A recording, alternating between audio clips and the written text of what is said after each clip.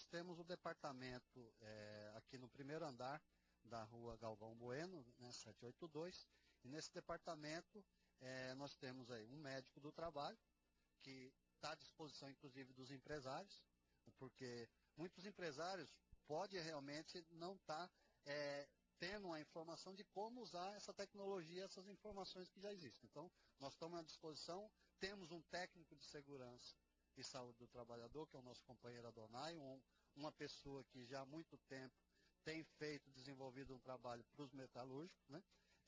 E temos, inclusive, um instrumento novo que nós conseguimos, que é o que nós chamamos de Metal Vida.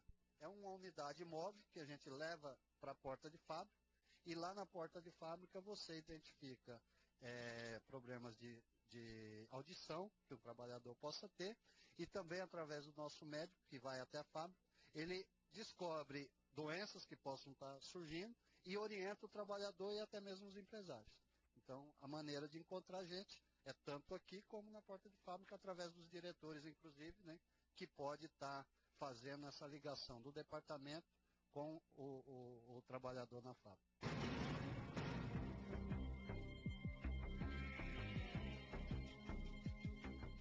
Ok, nós voltamos aqui conversando com a Silvia Regina Iano, que é especialista em segurança e saúde do trabalho do SESI, Departamento Nacional em Brasília. Nós estamos falando sobre a campanha que começou agora em abril, SESI, Segurança e Saúde do Trabalho, uma campanha nacional. Só os jovens que estão trabalhando podem participar dessa campanha, Silvia? Não, nós temos aí uma opção bastante interessante para a empresa. Qualquer empresa da indústria que se cadastrar para receber o material e participar dessa campanha, ela poderá indicar até 3 escolas, sendo escolas públicas ou privadas, para também receber o material educativo. Só vai precisar, então, informar dados corretos da escola, nome, pessoa responsável, endereço correto, e também o número total de alunos de 14 a 19 anos. E a cada um desses alunos dessas empresas vão receber também a mesma cartilha sobre o primeiro emprego, e ainda vai ser enviado, assim como para a empresa, para a escola será enviado também um DVD, um clipe de hip hop, uma música com o foco de prevenção, que foi gravada pelo nosso cantor famoso, né, MV Bill, que está muito interessante e tem feito maior sucesso junto à nossa juventude brasileira. E até quando vai essa campanha? A campanha tem uma duração de 1 ano, ela encerrará no próximo dia 28 de 2010, quando nós já lançaremos a próxima campanha. A nossa missão para o acesso ao conhecimento será, a cada ano, lançar uma nova campanha no tema de segurança e saúde do trabalho, focando aspectos diferentes. Então, em abril de 2010, encerra esta e será lançada a próxima. É uma campanha inédita? Sim, é uma campanha inédita. Especialmente pela abordagem dada de forma muito direcionada e customizada para cada setor, né? A abordagem para o empresário, ela tem toda uma linguagem específica dentro das necessidades do empresário, e já para o trabalhador tem uma linguagem muito mais lúdica, com desenhos, figuras, e uma forma muito mais agradável e curta de entender as mensagens. E esse foco de atender os jovens com esse recorte específico também é bastante inédito. Quais são os setores campeões em acidentes e doenças do trabalho? Falando da indústria, ainda é a construção civil e, em segundo lugar, alimentos e bebidas em número de acidentes, né? Relacionado ao número absoluto. Quando se vai para o percentual, as taxas, que daí relativiza com o número de trabalhadores, para 1.000 trabalhadores, aí nós temos uma aparência maior, uma presença maior nos setores de mineração.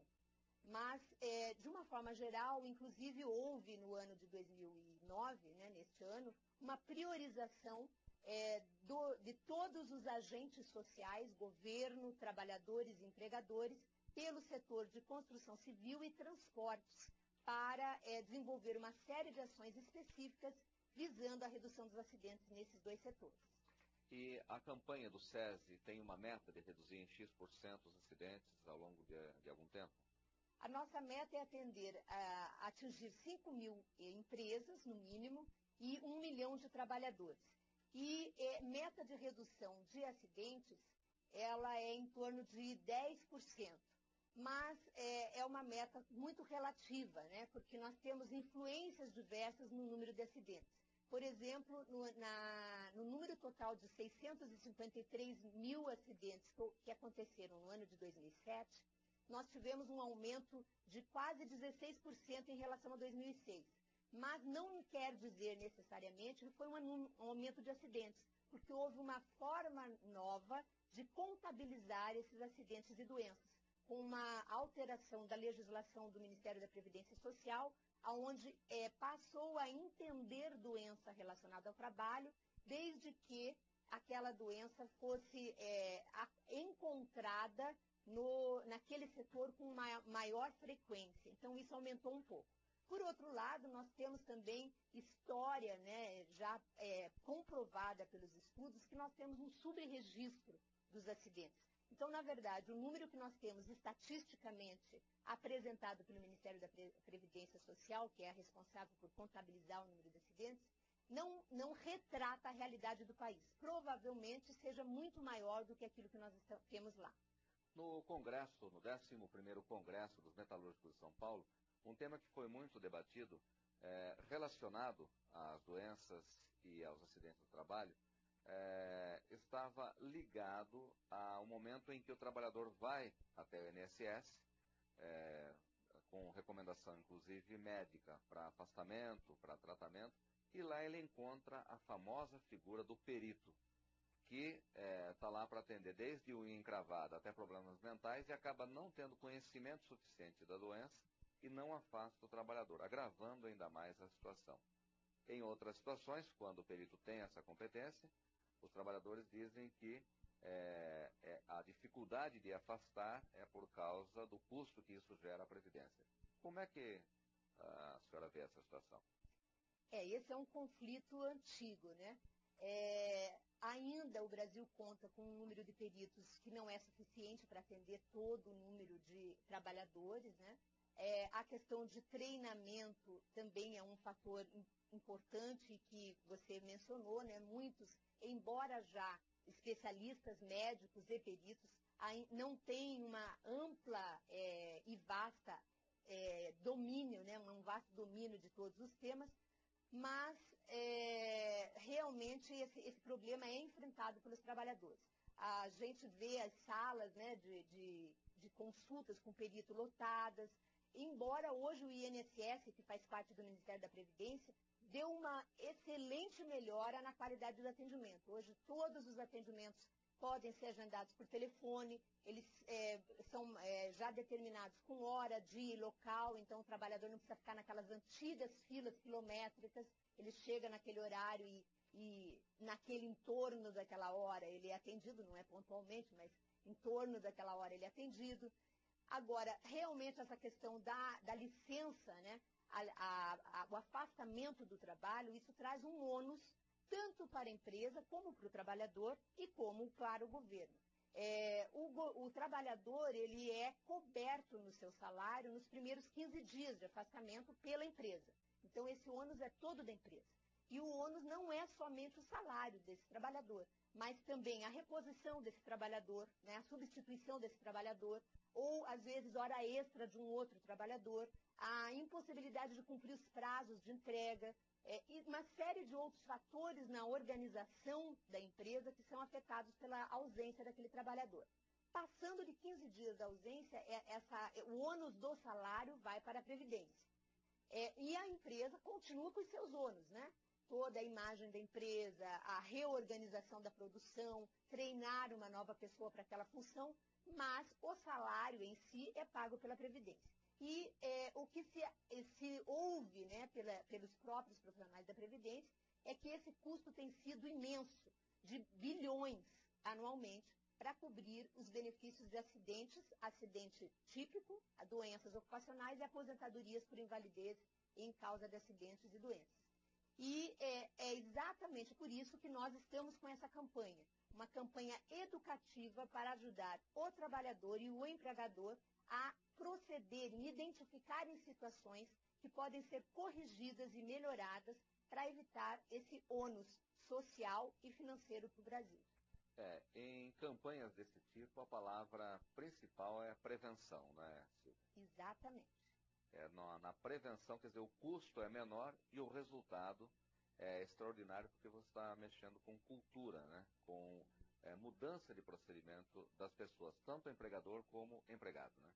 Existe um estudo que diz que a cada $1 investido em prevenção, há um retorno de $4 para a empresa em termos de benefícios, de evitar gastos, né, custos. E a palavra-chave seria essa. Se todos tivessem embutidos dessa determinação de prevenir, acredito que o ônus financeiro, social, moral estaria bem diminuído. E é isso que nós estamos buscando, que o empresário entenda o seu comprometimento, a sua responsabilidade, não só legal, mas social e ética, em manter um ambiente de trabalho seguro e saudável para o trabalhador, que o trabalhador também entenda o seu compromisso legal e ético e profissional de atuar no seu dia a dia com um procedimento preventivista, com uma cultura preventivista, quer dizer, seguindo os procedimentos, evitando atos que possam, formas de trabalhar que possam colocar a sua vida em risco, usar os equipamentos de proteção individual, dar sugestões ao empresário de como melhorar aquele processo de trabalho ou que tipo de determinação ou equipamento de proteção coletiva que poderia ser usado. Quem conhece melhor o seu trabalho do que aquele que está fazendo, né? Muitas vezes o próprio trabalhador descobre uma forma muito simples de proteger aquele problema de ruído, aquele problema de acidente que acontece naquele ambiente de trabalho. E ele pode ajudar o empregador a achar e desenvolver essa solução. Então, se cada um adotar o seu papel de preventivo, né, de prevenir a doença e o acidente, nós teríamos um país muito mais rico, muito mais produtivo. É verdade. Novas tecnologias geram novas doenças. Eu gostaria que a senhora falasse um pouquinho sobre as doenças causadas pela nanopartículas. O que é isso? Isso agora o que se ouve falar nos congressos mundiais, né?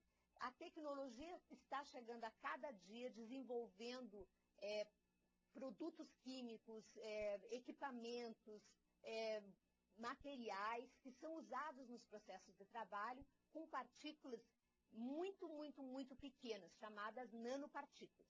Essas partículas, elas afetam o indivíduo de uma forma diferente daquelas partículas que nós tínhamos anteriormente. Tanto no trato respiratório, né? Por exemplo, nós temos partículas de sílica, de asbesto, que são respiradas e vão até a parte bem pequenininha lá do sistema respiratório, causando problemas de cânceres, de fibroses no pulmão. Essas partículas são muito, muito, muito maiores do que as nanopartículas. Então, essa é a preocupação do momento. Essas novas tecnologias que trazem essas partículas muito pequenas e que a gente ainda desconhece que dano elas causam. Os estudos hoje estão realmente nesse foco de reconhecer quais são essas partículas e como elas agem no organismo do trabalhador, causando danos. Essa é uma nova ciência que está surgindo, né? Agora, é interessante a gente entender o Brasil, e não é só o Brasil, mas o Brasil é um exemplo interessante. Ainda a gente vive com os problemas muito básicos da questão de ambiente de trabalho, né? O ruído, que é um dos grandes perigos existentes no ambiente de trabalho, praticamente todas as atividades industriais expõem o trabalhador ao ruído, ainda a gente tem problema com ele. Quer dizer, já sabemos a tecnologia, já sabemos como isolar, como evitar esse ruído no ambiente de trabalho, mas tem inúmeras pessoas ficando surdas. E, por outro lado, agora a gente já tem a tecnologia moderna, que é a nanopartícula. Então, a gente tem que atender aqui ainda as coisas básicas e já começar a caminhar para a nova tecnologia. É verdade. São vários Brasis num só e, portanto, mega cuidado com a nanopartícula. Exatamente. Obrigado, Silvia Regina Iano, especialista em segurança e saúde do trabalho. do SESI Departamento Nacional em Brasília. Foi muito importante e muito esclarecedor, muito esclarecedora a sua entrevista aqui no Plantão Saúde do Trabalhador. Muito obrigada, Roberto. Obrigada também a esse espaço que estão nos dando dentro deste Plantão Saúde do Trabalhador da Confederação Nacional dos Trabalhadores Metalúrgicos. Muito obrigada. Foi um prazer. E você participe, faça seus comentários, críticas e sugestões ao programa pelo site ou pelo e-mail cntm@cntm.org.br ou www.cntm.org.br. Obrigado pela sua atenção e até o próximo programa.